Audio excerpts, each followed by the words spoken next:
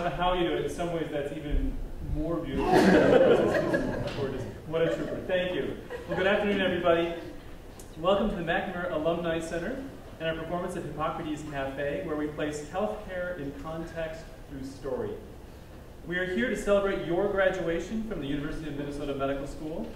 Clearly, because you're here, you've had a profound experience in this medical school, this place, and you're having or have had profound, meaningful careers in medicine. But if your lives are anything like mine, it's easy at times to lose sight of the beauty of what we do, the importance of our work, and the true joy of it. So this afternoon, we're here to explore the essence of medicine, that is the stuff that is common to all of us. Whether you are a radiologist or a surgeon, a family doc or a psychiatrist, this is our common ground. We will do this through music and poetry, through essay and story, and we've created a framework for this exploration, an arc, starting with medical school, progressing through internship and residency, moving into our practice years, to the acquisition of wisdom, and yes, retirement, if such a thing is actually possible. So we're going to begin with something that is traditionally one of the last things we hear in medical school, the Hippocratic Oath. Often read at commencement, itself really the beginning of something, not an end.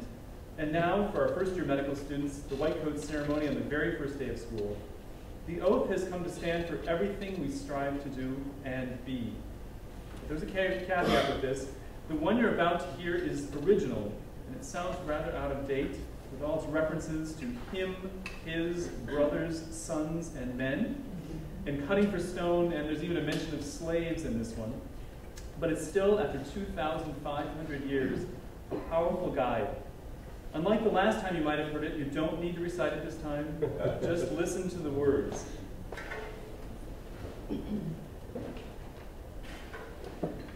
I swear by Apollo, the physician, and Asclepius, and Hygeia, and Panacea, and all the gods and goddesses, that according to my ability and judgment, I will keep this oath and this stipulation to reckon him who taught me this art equally dear to me as my parents, to share my substance with him and relieve his necessities if required, to look upon his offspring on the same footing as my own brothers and teach them this art if they wish to learn it, without fee or stipulation, and that by precept, lecture, and every mode of instruction, I will impart a knowledge of the art to my own sons and those of my teachers, and to the disciples bound by a stipulation and oath, according to the law of medicine, and to none others.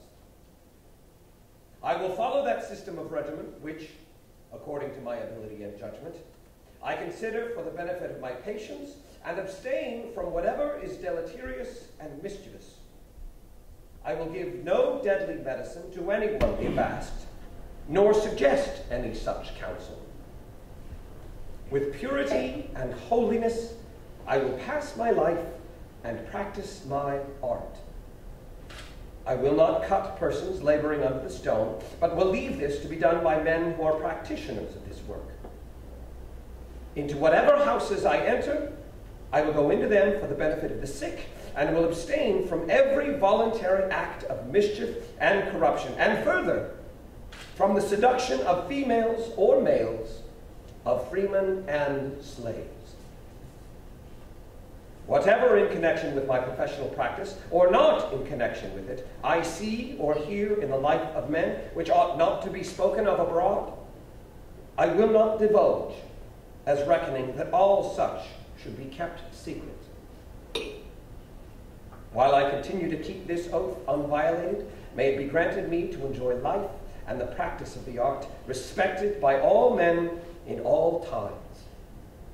But should I trespass and violate this oath, may the reverse be my lot.